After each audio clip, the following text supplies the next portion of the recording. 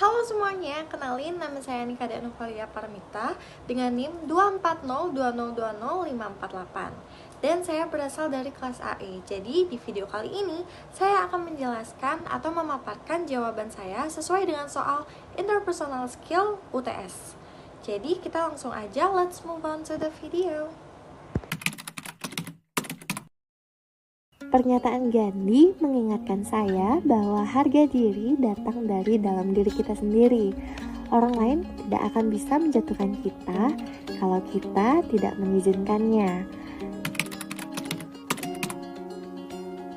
Oke, jadi saya pernah diremehkan karena pilihan jurusan kuliah. Katanya nggak menjanjikan masa depan.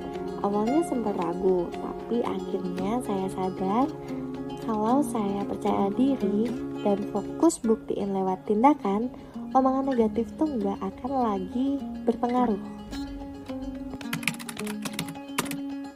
Sebagai pribadi yang proaktif saat mendengar kabar soal pandemi dan melihat respon masyarakat yang cuek, saya akan mencari tahu dulu kebenarannya.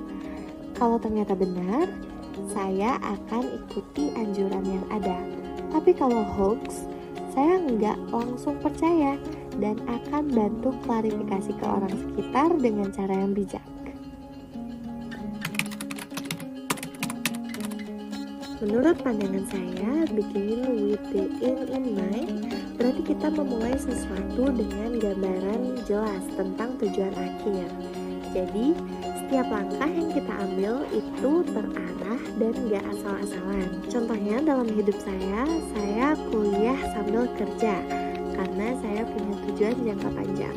Usaha di bidang pariwisata sendiri, karena udah jelas tujuannya, saya jadi lebih semangat belajar hal-hal yang mendukung cita-cita saya. Dan saat kerja pun, saya jadikan itu sebagai tempat belajar langsung di lapangan. Cita-cita saya adalah mempunyai biro perjalanan sendiri. Saya ingin membantu orang merasakan serunya wisata budaya dan alam Indonesia, terutama di Bali. 10 tahun dari sekarang, saya lihat diri saya sebagai pengusaha yang sukses di bidang pariwisata. Punya tim sendiri, ikut jaga lingkungan dan budaya lokal, dan tetap mempunyai waktu untuk keluarga dan diri sendiri.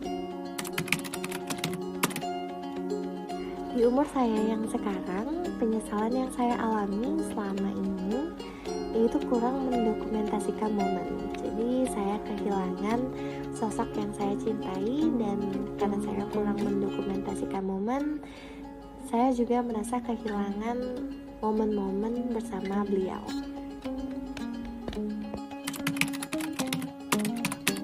Menurut saya, independen adalah kemampuan untuk mengambil keputusan sendiri, bertanggung jawab, dan tidak bergantung sepenuhnya pada orang lain.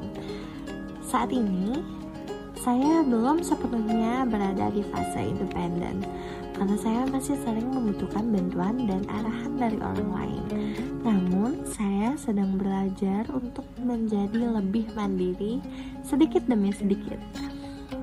Jadi perbedaan antara independen dan egois adalah independen tetap menghargai orang lain meskipun mandiri, sedangkan egois hanya mementingkan diri sendiri tanpa memikirkan sekitar.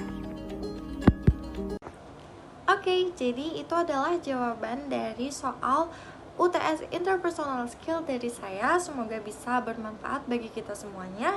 Kita ambil pembelajaran yang baik dari soal tersebut. Oke, jadi terima kasih.